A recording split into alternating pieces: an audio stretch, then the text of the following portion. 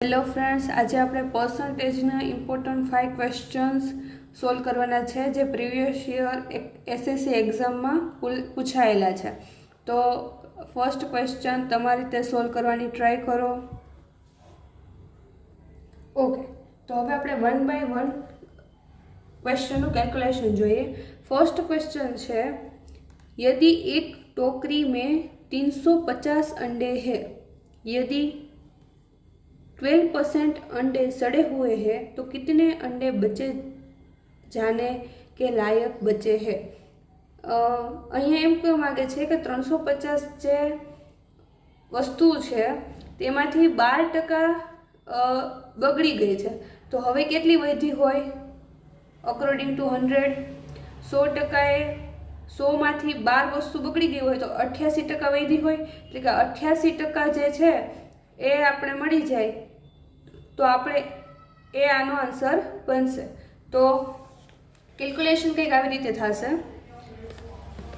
100 એ 350 છે, બરોબર? એટલે કે કમ્પ્લીટ 100 રૂપીસ એ 350 છે. એટલે જો 100 એ પૂરેપૂરા સારી વસ્તુ છે, એમાંથી 12% ખરાબ થઈ જાય છે, એટલે એ માઇનસ થશે, 12% ખરાબ થઈ જાય છે. તો હવે સારી કેટલી વસ્તુ વધશે? વધેલી વસ્તુ કેટલી છે? 88%. તો આપણે 88% મેળવવાનું છે. અહીંયા તમને કીધું ને કે જે પાછળ વધે છે તે કેટલા છે. તો હવે ક્રોસ મલ્ટિપ્લિકેશન 88 એને ગુણ્યા 350 ડિવાઈડ બાય 100. તો અહીંયા સિમ્પલ કેલ્ક્યુલેશન થશે. ઓકે, તો 44 × 7 કેટલા થશે? 44 × 7 308. તો આપણો અહીંયા રાઈટ આન્સર છે 308. એ આપણો રાઈટ આન્સર બનશે. ચાલો નેક્સ્ટ ક્વેશ્ચન જોઈએ. નેક્સ્ટ ક્વેશ્ચનમાં શું કહે છે કે 3 महीने में बच्चे का भार 3.2 किलोग्राम से बढ़कर 6 किलोग्राम हो जाता है. बच्चे के भार में प्रतिशत वृद्धि है. तो સૌથી પહેલાં આપણે ક્વેશ્ચન સમજવાની ટ્રાય કરીએ કે 3 મહિનામાં બાળકનું વજન 3.2 કિલોગ્રામથી 6 કિલોગ્રામ સુધી વધે છે. તો જે એમાં વધારો થયો છે એ વધારો કેટલા ટકા છે અહીંયા એ ફાઇન્ડ આઉટ કરવાનું છે. જેમ કે સેલ્સ અને કોસ્ટ પ્રાઇસ પરથી તમે પ્રોફિટ ફાઇન્ડ આઉટ કરો છો ને, કઈ રીતે? તો જોઈએ આપણો ફર્સ્ટ ક્વેશ્ચન. સેકન્ડ ક્વેશ્ચન જોઈએ. સેકન્ડ ક્વેશ્ચનમાં શું કહે છે કે 3 મહિનામાં તેનો 3.2 કિલોગ્રામથી 6 કિલોગ્રામ વધે છે. એટલે ડિફરન્સ કેટલો આવે છે પહેલાં એ જુઓ. તો તફાવત કેટલો આવે છે, અથવા તમે એમ કહી શકો કે વધારો કેટલો થાય છે?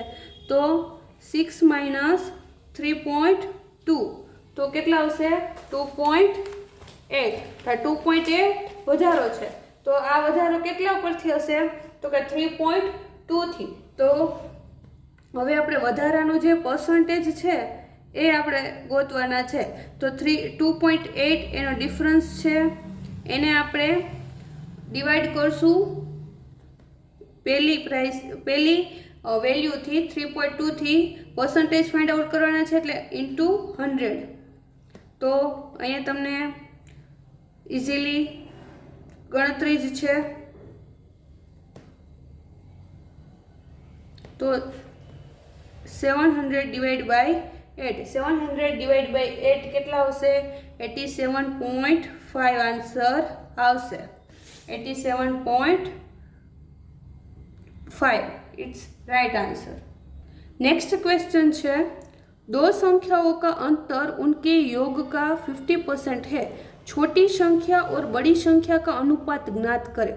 2 संख्याओं का अंतर उनके योग का 50% है. 2 સંખ્યાનો અંતર મતલબ કે માઇનસ. તો આપણે સંખ્યા ધારી લઈએ પહેલાં.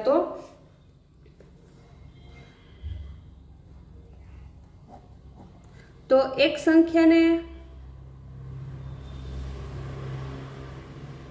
x ધારી લઈ અને બીજી સંખ્યાને y ધારી લઈએ. હવે શું કીધું તો કે दो संख्याओं का अंतर मतलब કે બે સંખ્યાઓનું અંતર માઇનસ x માઇનસ વાય, અંતર ઉનકે योग, योग मतलब કે સરવાળો, તો સરવાળાના 15% છે, તો x પ્લસ વાય આના 15% આ બેનો ડિફરન્સ છે, બરોબર। જો ફરીથી હું રિપીટ કરું છું કે બે સંખ્યાઓનું અંતર તેના સરવાળાના 15% છે। तो હવે छोटी संख्या और बड़ी संख्या का अनुपात ज्ञात करे, मतलब तो હવે તમારે સિમ્પલ મલ્ટીપ્લિકેશન જ છે। અહીંયા આપણે આ સંખ્યા નાની કરી દઈએ તો 3 into 5 and 20 into 5, ઓકે। તો 20 છે અહીંયા ભાગાકારમાં છે, સામેની સાઈડ જશે તો ગુણાકારમાં, 20 into x minus y 3 into x plus y, 20 अंदर मल्टीप्लिकेशन थशे तो 20x minus 20y 3x plus 3y।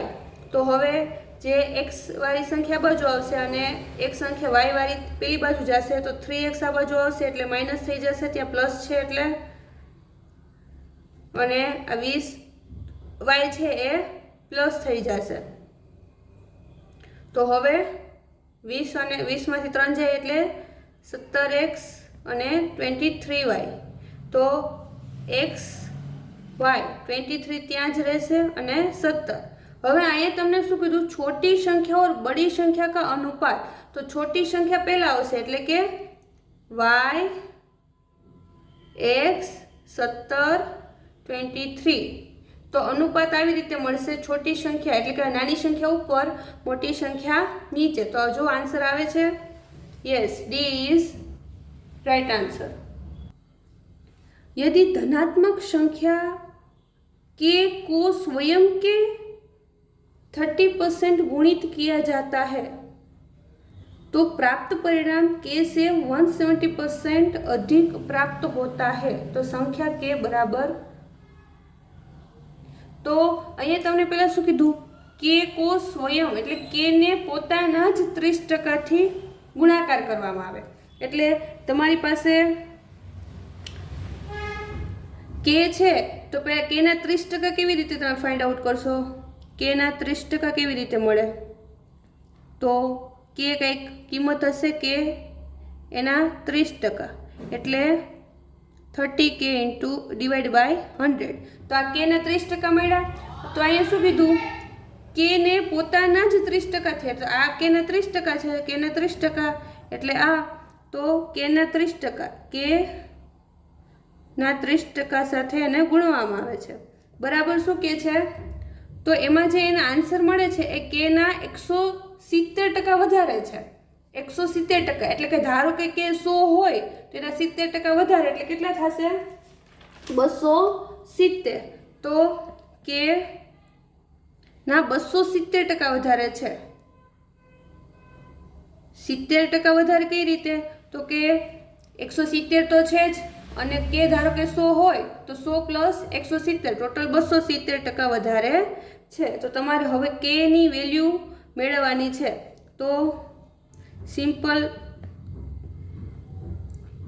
रीते गुणाकार करीए तो के इंटू के एटले के स्क्वेर 3 डिवाइड बाय 10, अहींया 27 के डिवाइड बाय 10, तो 10 छे के स्क्वेर अहींया नीचे छेद में आवी जशे, 10 गुणाकार में 10 नीचे 3, अहींया के एक कैंसल थई जशे, एक के वधशे, के अहींया 10 कैंसल थई जशे एटले 9, के नी वेल्यू शुं मळशे 9, राइट। लास्ट क्वेश्चन है आपणो क्वेश्चन नंबर 5, ए बी से 25% अधिक है और बी सी से 40% कम है, यदि सी डी से 20% अधिक है तो ए डी से कितने प्रतिशत कम है, ए डी से। तो अहींया आपणे जोईए तो सी ए डी थी 20% वधारे छे, तो आपणे डी ने वेल्यू एज्यूम करिए तो डी ने आपणे 100 डी नी वेल्यू आपणे 100 एज्यूम करिए तो डी बराबर 100, सी ડી છે 20%, ડી થી 20%, 20% શું છે વધારે છે, તો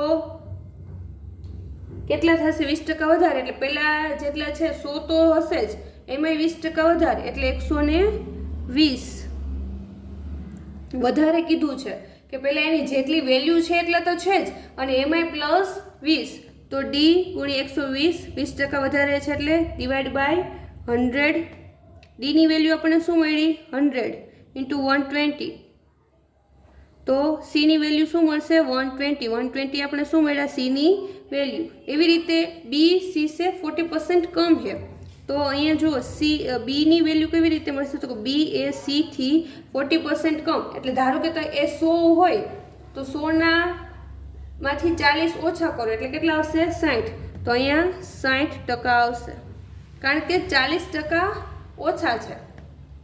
તો હવે સિમ્પલ મલ્ટિપ્લિકેશન થશે, પણ અહીંયા આપણે સીની વેલ્યુ લખી નાખીએ 120 ઇન્ટુ 60 ડિવાઈડ બાય 100, તો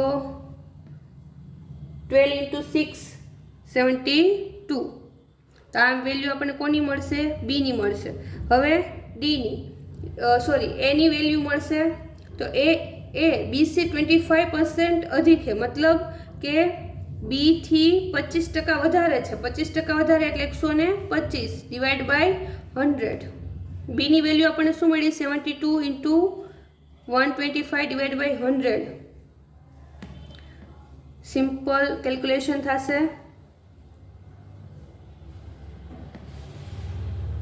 ઓકે 18 ઇન્ટુ 5 19, તો આ આપણને એની વેલ્યુ મળી. ચાલો આપણે ચારેયની વેલ્યુ ફાઇન્ડ આઉટ કરી લીધી. હવે એમાં શું કહે છે કે એ ડી से कितने प्रतिशत कम है, તો ડીની વેલ્યુ આપણે શું મળી 100, એની વેલ્યુ આપણે શું મળી તો 90, તો એનાથી કેટલા ઓછા છે, તો પહેલાં ડિફરન્સ જોઈ લ્યો વધારે છે કે ઓછા, તો 100 માઇનસ 90,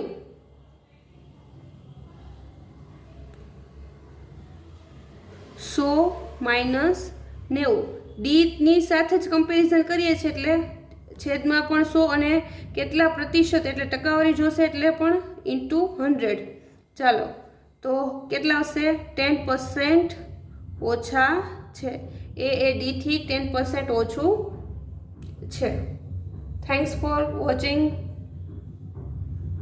ઓકે, તો આ 5 સમનો કેલ્ક્યુલેશન કેવી રીતે થાય એ મેં તમને સમજાવ્યું. તો હવે આ 5 ક્વેશ્ચન તમે તમારી જાતે કરવાની ટ્રાય કરો, જો ન થાય તો વિડીયો ફરીથી જુઓ.